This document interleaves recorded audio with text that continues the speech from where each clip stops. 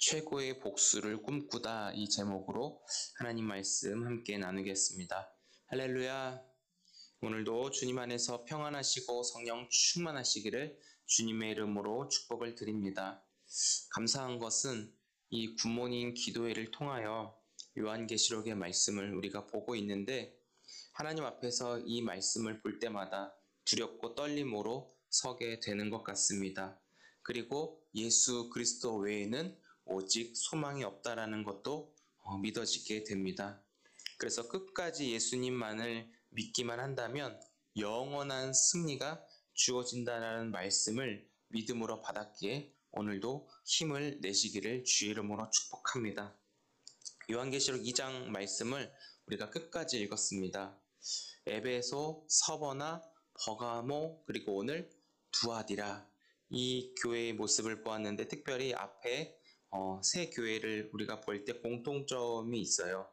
에베소, 서머나, 버가모, 두아디라, 그리고 뒤에 나오는 모든 교회들을 보면은 공통점이 있는데 하나는 하나님이 왕되심과 또 하나는 세상 로마의 황제의 왕되심, 이 두 사이 속에 한 가지를 선택해야 되는 그 책임이 우리에게 따라야 된다라는 것이죠. 어디에 속할 것인가 너가 결정해. 그렇지만 어디에 따른다는 그 책임의 결과는 너가 져야 할 것이야. 이렇게 말을 하고 있습니다. 버가모 교회에서는 안디바와 같은 순교자가 나올 정도로 믿음을 지키는 것이 쉽지가 않았습니다. 서머나 교회를 제외하고 에베소, 버가모, 오늘 읽은 두아디라까지 교회에 책망할 일이 많다라고 말을 하고 있습니다. 왜냐하면 이 땅의 교회는 완벽하지 않기 때문입니다. 오늘 두아디라 교회에 보내는 그 편지에 대해서 살펴보려고 합니다. 그런데 우리가 읽어보면서 아시겠지만 칭찬이 짧습니다. 19절을 보니까 내가 내 사업과 사랑과 믿음과 섬김과 인내를 아신다. 그냥 칭찬이 이거 하나예요.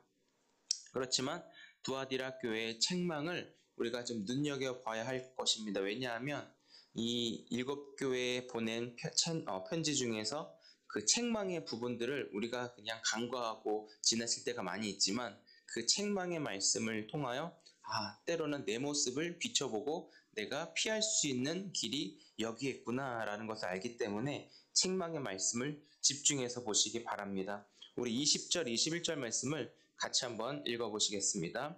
시작. 그러나 내게 책망할 일이 있노라. 자칭 선지자라 하는 여자 이세벨을 내가 용납함이니 그가 내 종들을 가르쳐 깨어 행음하게 하고 우상의 제물을 먹게 하는도다.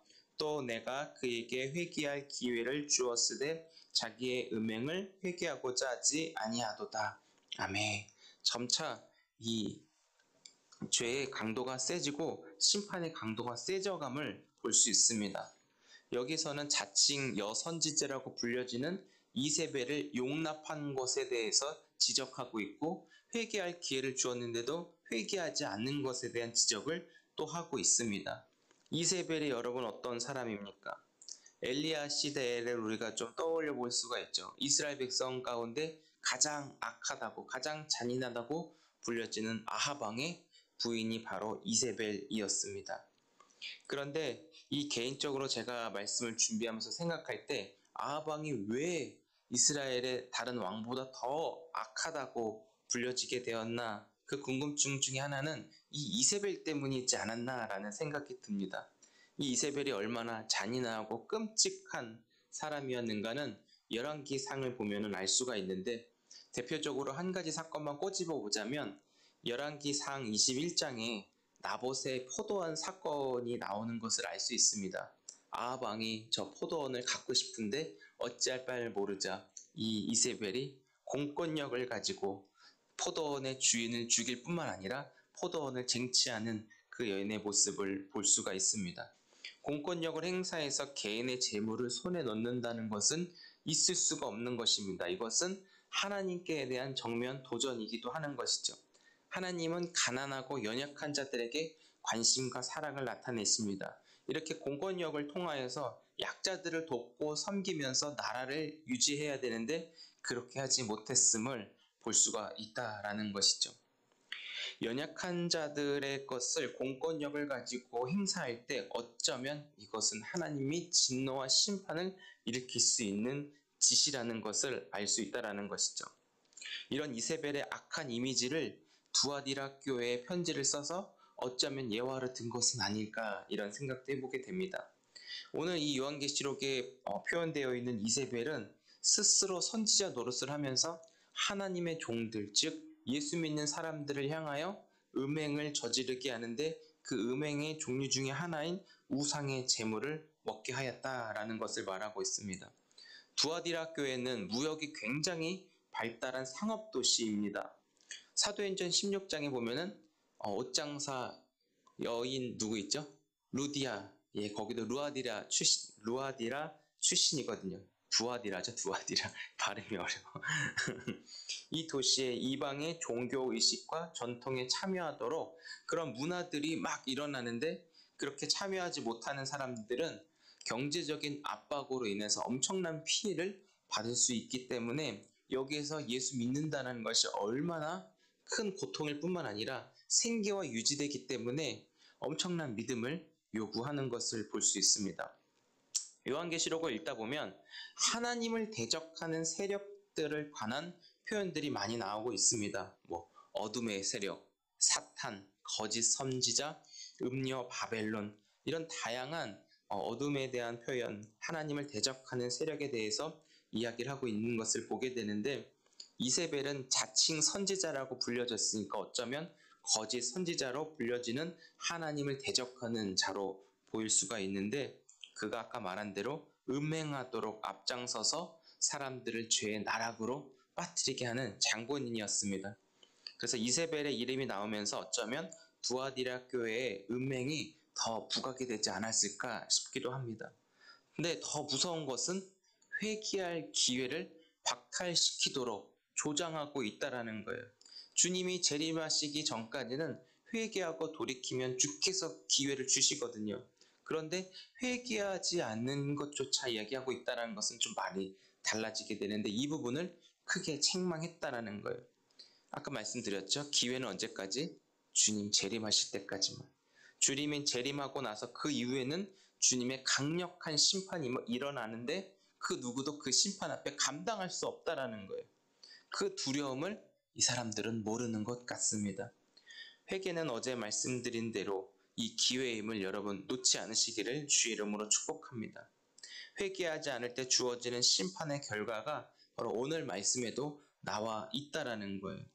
23절에 보니까 큰 환난 가운데서 자녀를 죽인다라고 하는 그 결과들을 이야기하고 있어요.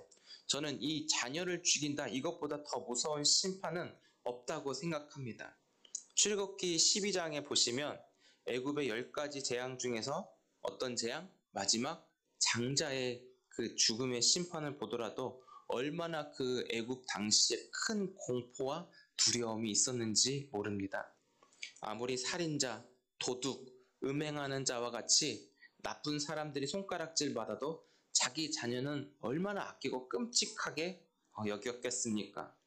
자신이 가장 아끼는 것을 심판하는데 그런 사람도 어찌 감당할 수가 없다라는 것입니다. 믿음이 있어도 경제적으로 어려움을 처할 수밖에 없게 되는 두아디라 구조 속에서 사람들이 얼마나 처절하게 살았는지 이것을 알면서도 이용하는 이세벨과 그를 추종하는 사람들을 하나님께서 강력하게 심판하신다는 것을 볼 수 있습니다. 심판은 사람이 어떤 행동을 하게 되었는지에 관한 행위 심판입니다. 행한 것은 하나님께서 갚아주신다고 기억해 주신다고 말씀하셨습니다. 사랑하는 성도 여러분, 오늘 주어진 하루의 삶이 쉽지 않습니다. 예수님을 제대로 믿는다는 것도 어렵습니다. 예수님을 제대로 믿었다가는 온갖 피해와 손해가 막심하기 때문입니다. 두아디라 교회의 모습을 보면서 오늘 우리 시대에도 어쩌면 별 다를 바가 없다라는 것을 알게 됩니다. 여러분, 그렇다면 어떻게 해야 할까요? 우리는 주님이 답이라고 하시지만 주님의 손이 잡히지가 않고 주님의 얼굴이 보이지가 않고 지금 내 눈앞에 지금 당장 해결해야 되는 그런 문제들, 금전적인 부분들도 있지만 그것들이 해결되지 못한 채 발만 동동 구르며 주님 어떻게 해야 합니까? 주님 어떻게 해야 됩니까? 그냥 그 상황에서 그냥 견디고 버틸 수밖에 없는 삶을 살아가고 있지는 않습니까? 그렇지만 오늘 주님이 우리에게 이 말씀을 통하여 요구하시는 것이 있습니다. 주님의 약속을 우리가 이 아침에 이 말씀으로 붙잡을 수 있기를 주의 이름으로 축복합니다. 우리 25절, 26절을 같이 한번 읽어보겠습니다. 시작. 다만 너희에게 있는 것을 내가 올 때까지 굳게 잡으라. 이기는 자와 끝까지 내 일을 지키는 그에게 만국을 다스리는 권세를 주시니. 아멘. 하나님은 우리의 행동을 바라보시고 우리의 중심을 아시는 분이십니다. 보이지 않는 하나님이지만 우리에게 주어진 이 기록된 말씀, 성경을 통하여 하나님은 살아계신 하나님으로 지금도 내 안에 함께하고 계심을 믿을 때 주의 인도하심을 붙잡고 주께서 이기게 하신다고 약속하셨습니다. 우리는 이 약속을 믿으면서 지금 내가 처한 곳에서 버틸 수 있는 것이죠.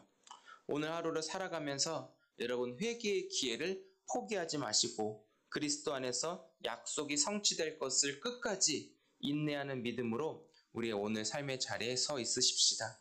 주님이 음행하는 세력, 거짓된 자, 어두운 권세를 잡은 자, 이들을 짓밟고 주께서 심판하셔서 주님이 저 여러분들을 이긴 자라고 불러주시는 그 은혜를 믿고 새 힘 얻어 하루를 승리할 수 있기를 주의 이름으로 축복합니다.